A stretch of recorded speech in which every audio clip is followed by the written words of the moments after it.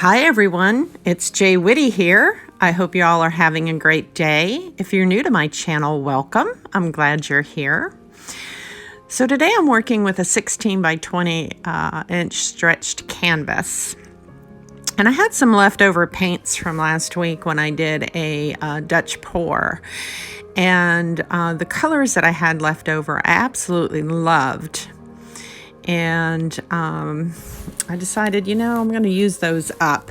I like the way they played together on the canvas. So I figured, well, what can I do other than a Dutch pour? Because these paints were really, really thin. So I thought, you know what? Let's go for the pearl effect.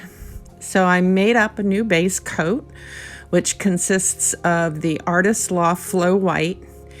And I mixed that with some Behr Interior Satin Enamel Ultra Pure White. I've always had really good luck using the Behr enamel, the satin enamel, with pearl pours in the past, so I figured I'd give it a try. So the colors that I'm laying down today are the leftovers. I started out with the DecoArt Dazzling Metallic Shimmering Silver. I added some Artist Loft Mars Black. I also did some DecoArt Dazzling Metallics Black Pearl, the DecoArt Dazzling Metallics Berry, and the DecoArt Dazzling Metallics White Pearl. And I just kind of randomly put them down in puddles on my canvas and then took some more of the black and ran some lines through it. I didn't know what I was thinking or where this piece was going to ultimately take me. So I end up, at this point, picking up my catalyst, and I'm getting some air bubbles out because I had just done that base and there were some bubbles in there.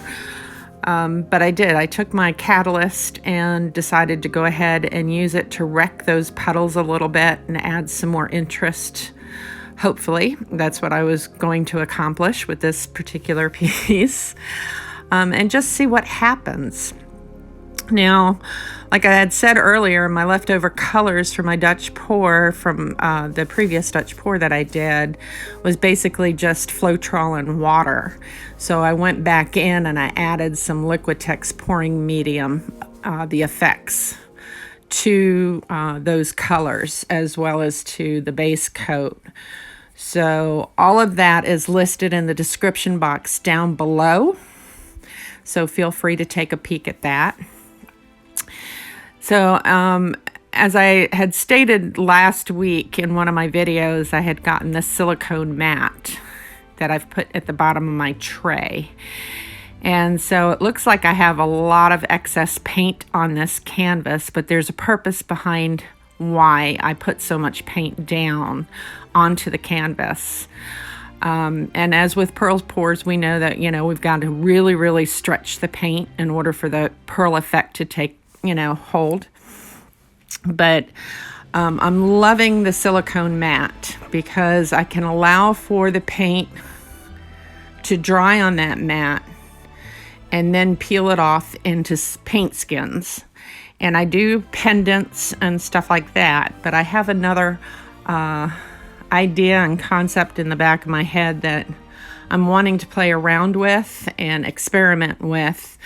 And that's by using those paint skins and incorporating them back onto canvas, using various methods and different either pouring mediums or varnishes or glues to adhere them to the canvas to create a design.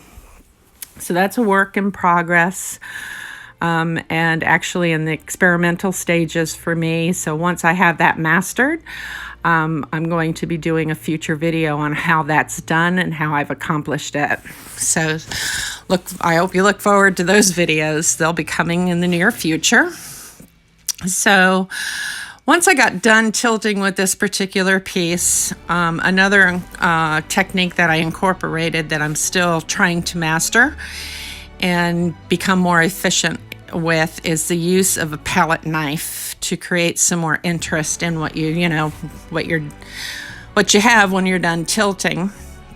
And so I do work on this piece and quite a bit with the palette knife, and it doesn't look like much from your viewpoint. But basically I do a lot of palette knife work, then I go back in with a popsicle stick and work with that. But this piece really transpired. I do a lot of walking around my canvas. Sometimes you'll see me pick it up and turn it just so that I can get a different viewpoint. And so I worked this piece, and what became of it